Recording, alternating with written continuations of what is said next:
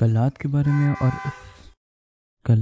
में और इस घर के खौफनाक वाक़यों के बारे में तो आप जान ही गए होंगे। जब घर में एक ऐसा राज छुपा हो जिसे एक्सप्लेन करना नामुमकिन हो और जिसे मौत भी ना बुला सकती हो, तो क्या होगा जब एक मासूम सी अम्मा और उनकी सास के साथ अजीब और गरीब मामला चलते जाएं। कुमारी वापस लौट के आए, लेकिन इस बार कुछ और ही इरादे के साथ। ये कहानी एक ऐसे घर की है जहाँ हर रोशनी के पीछे एक गहरा साया छुपा है जिसे कोई भूल नहीं सकता। अब्बू का फैसला था घर बदलने का, लेकिन क्या नया घर भी होगा उनके दिलों में बसने वाले दरवाजे से बाहर, या फिर कुमारी के आने से वही खौफनाक घटनाएं दोहराई जाएंगी। अस्सलाम वालेकुम एंड वेलकम बैक। वेल, इससे ज़्यादा सस्पेंस डालना आप लोगों के साथ ज़्यादती होगी, so let's hope into the part 2 of this creepy story right now.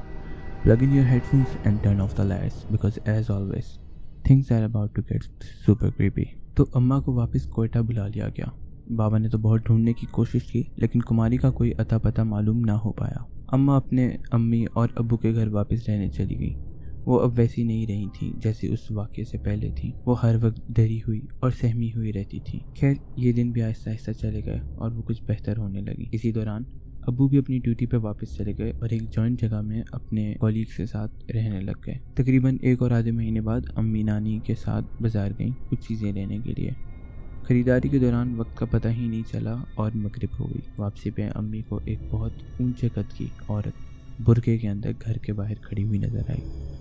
उन्होंने नानी अम्मी से पूछा कि ये कौन है और ये घर के गेट पे क्यों खड़ी हुई है। नानी ने कहा, कौन? मुझे तो कोई नज़र नहीं आ रहा। अम्मा ने फिर उसी लड़की के सामने इशारा किया और जब अपने ही इशारे पे देखा तो वहाँ कोई भी नहीं था। अम्मी बार बार यही कह रही थी कि यहाँ कोई है और मैंने उसे खुद देखा है। नानी, जिन्हें हम बीबी जान कहते हैं, उन्होंने उनको अंदर बुलाया और कहा कि आपने आराम नहीं किया हुआ, आप आराम कर लें। अम्मी को वही बेचैनी महसूस हुई जो उन्हें कल्लात में हुई थी, क्योंकि उन्होंने उस औरत को कुछ सेकंड के लिए देखा था और फिर वो गायब हो गई। अम्मा ज़ाहिर है बहुत डरी हुई थी, तो उन्होंने सोने की कोशिश की, लेकिन वो सो नहीं पाई।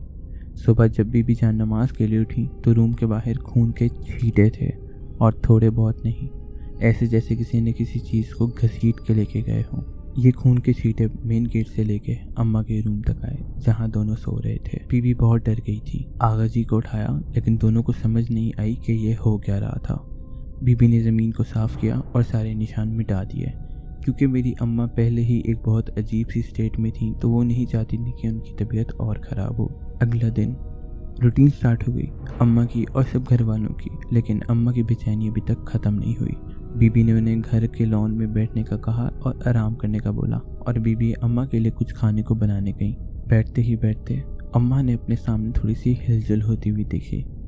फिर उसी हिलजुल के दौरान एक चीज़ उनके सामने तेज़ी से आई और उनके पाँवों के सामने आके रुक गई। अम्मा ने ज़ोर से चीख मारी और बीबी को बुलाया। अम्मा ने आंखें बंद की और अपने पूरे ज़ोर से आवाज़ दी और चीखें मारने लग गईं। जैसे ही बीबी आई तो उन्होंने देखा कि एक बहुत ही गैर मामूली किस्म का बहुत बड़ा चूहा उनके सामने मुरझाया हुआ है और मुड़ा हुआ है, अपने ही खून के अंदर मरा हुआ था, बिल्कुल मेरी अम्मी के पाँव के पास। Now this was totally unexplainable.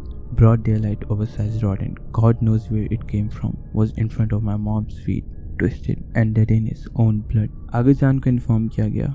आगा जान घर आए और किसी को समझ नहीं आ रही थी कि इस चीज़ को कैसे बयान किया जाए। खैर, आगा जान got the rodent and picked it up और घर से बाहर फेंक दिया गया।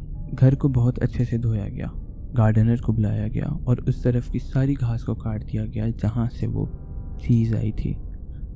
आगा जान ने बीबी को कहा कि वो थोड़ा ध्यान से और एक्टिव रहें और अम्मी के साथ रहें। मॉम बहुत ही डिस्टर्ब हुई थी इन सब से और अपने ही कमरे में रही पूरा दिन। 15 दिन गुजर गए और कुछ ऐसा वैसा नहीं हुआ।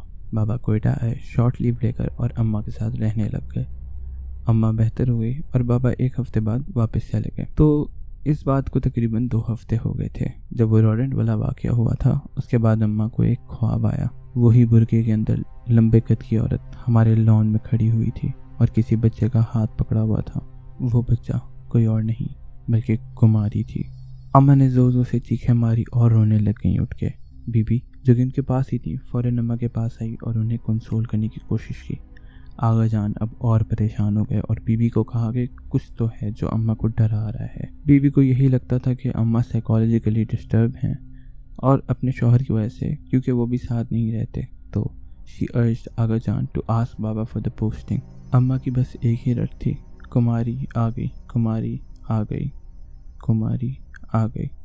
She is and she followed me. 2 more days passed and nothing happened. گھر میں کوئی ختم بھی پڑوایا گیا اس سب کے درمیان. اماں had bad palpitations. دل گھبرانا، nausea, no appetite. کھانا کھانا چھوڑ دیا تو جس کی وجہ سے ڈاکٹر کو بلایا گیا اور ڈاکٹرز نے کہا کہ ان کے ہاں بیٹا ہونے والا ہے. بابا کو جلدی جلدی بلایا گیا اور سب کو یہی لگا کہ یہ سب اماں کا وہم تھا، جبکہ ایسا بالکل نہیں تھا. کہانی بہت ہی سسپینسفل موڈ پہ ہے. کیا لگتا ہے آپ لوگوں کو، کماری کچھ کرے گی یا صرف خوابوں میں آئے گی؟ کیا وہ روڈنٹ اصل میں کچھ تھا یا اماں کا وہم تھا؟ کیا یہ کہانی کوئی اور موڑ لے گی یا یہ اپنی زندگی کو خوشی خوشی سے گزار پائیں گے؟ یہ سب جاننے کے لیے تو آپ کو پارٹ 3 کا ویٹ کرنا پڑے گا.